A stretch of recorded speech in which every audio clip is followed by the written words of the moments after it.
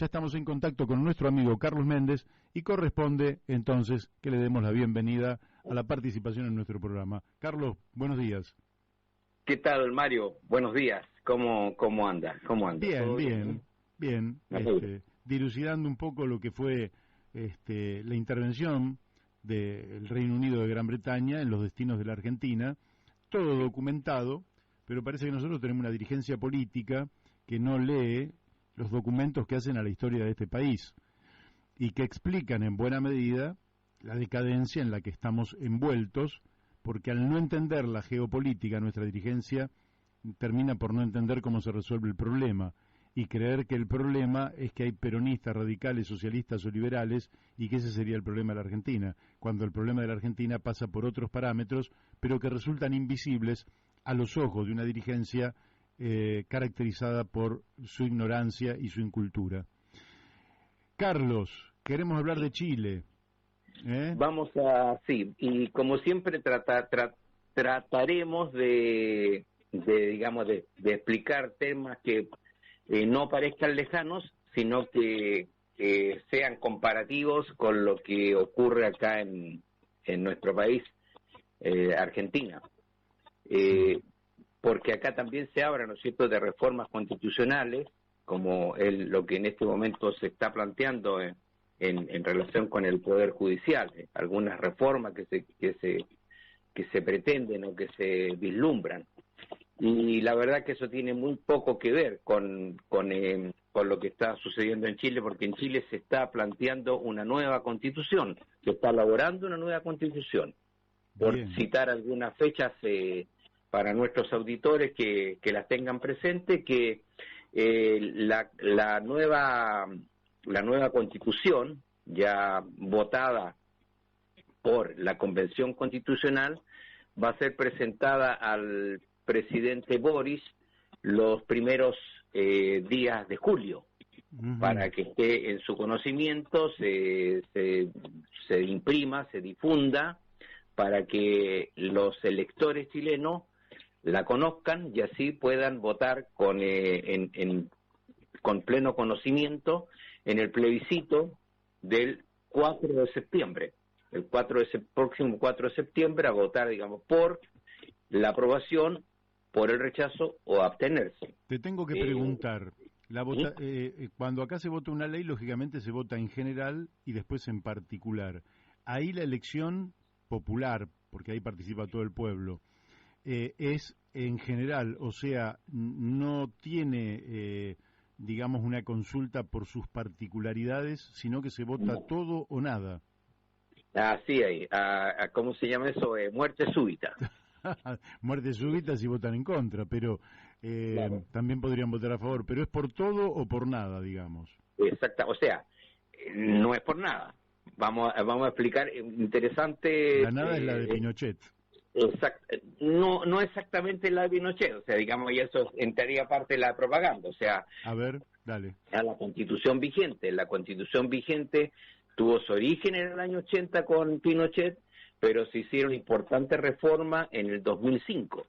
Entonces tendríamos que decir la Constitución Pinochet-Lagos, porque esa reforma la hizo el presidente Ricardo Lagos en el año 2005.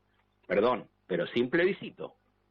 Se hizo, sí, digamos, no tampoco tras las bambalinas, pero sí se hizo por votación en el Congreso. O sea, el Congreso, el Senado, aprobó las reformas que se hicieron. No vamos a entrar en detalles, pero se hicieron reformas muy importantes, o sea, y creo que en un momento vamos a hablar sobre eso, y sobre el sistema político. Bien. Es donde en este momento la convención está atorada, hoy día mismo está atorada con el tema del sistema político.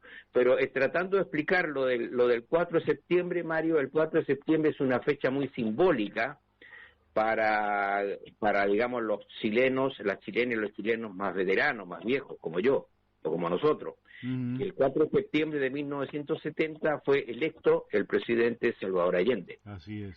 Entonces, que triunfó con el 36,6% de los votos, eso hay que recordarlo. No como Boris, que en esa época no había segunda vuelta, tuvo que ser dirimido después en el Congreso Pleno. Entonces, ahora recuerdo que Boris fue en segunda vuelta, triunfó con el 56 y tanto %. Entonces, eso es lo que se va a dirimir en el plebiscito del 4 de septiembre, además que es un plebiscito obligatorio. Entonces, el elector va a tener esas tres posibilidades, ya sea, digamos, votar positivamente por el apruebo, por el rechazo o bien abstenerse. En el caso de que triunfe el rechazo, quedaría vigente la Constitución Pinochet-Lagos, por así decirlo.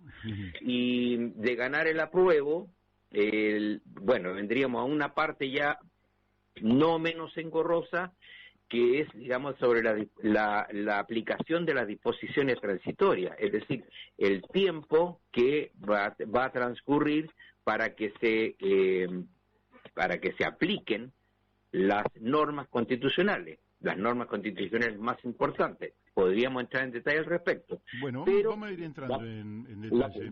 Pero la posibilidad de que ello sea así va a ser en el año 2000, o sea, porque tiene que ver con elecciones. O sea, para que digamos sea que es donde está atorada la convención, es en el tema del asunto del sistema político. Nosotros habíamos conversado, Mario, de hace mucho tiempo, no solamente en esta fase del proceso constituyente, tu apreciación, también la mía, que coincidíamos, en cuanto a la existencia o a la creación de una Cámara unicameral. Correcto. En otras palabras, eliminar el Senado. Bueno, en Chile se intentó, actualmente en la Constitución se intentó hacer eso, pero el asunto se fue poniéndose dificultoso, porque obviamente los poderes fácticos, incluso el actual Senado existente, ya sea de izquierda o de derecha, bueno, los muchachos no quieren perder su puesto. Entonces, obligaron a inventar o crear una Cámara de segunda instancia, pero no con las mismas características ni con tampoco el nombre del Senado. Es decir, habría una Cámara de diputadas y diputados que sería más amplia de la que existe actualmente. La de hoy tiene 150 integrantes, esta tendría más allá de 200. Bueno, ¿qué pasa con el Senado? ¿Los muchachos se van para la casa? Sí, tendrían que irse para la casa. La cuestión es cuándo. Pero se creó una instancia también de algo así como una Cámara regional, es decir, una Cámara que tendría que ver con las regiones, considerando que una de las grandes votaciones que se han hecho, o más bien una de los grandes logros normativos que se han conseguido en esta convención, es la transformación del Estado unitario chileno. Argentina es un Estado federal. Bueno, en Chile es uno unitario, y ese Estado unitario pasaría a no ser federal, pero sí lo que se denomina un Estado regional, que es parecido al nuestro, de acá en la Argentina, pero no tanto. Y queda el problema, digamos, de qué hacer con los senadores. Entonces, para que esas regiones realmente tengan atribuciones, tengan competencia y tengan poder, porque si no, digamos, de qué es lo que se trata. Claro. Y entonces se está creando esta Cámara regional, sobre la cual no se han puesto de acuerdo, porque la mayoría de los convencionales proponen, digamos, de que esta Cámara regional se preocupe o legisle sobre los temas regionales, no sobre los temas nacionales.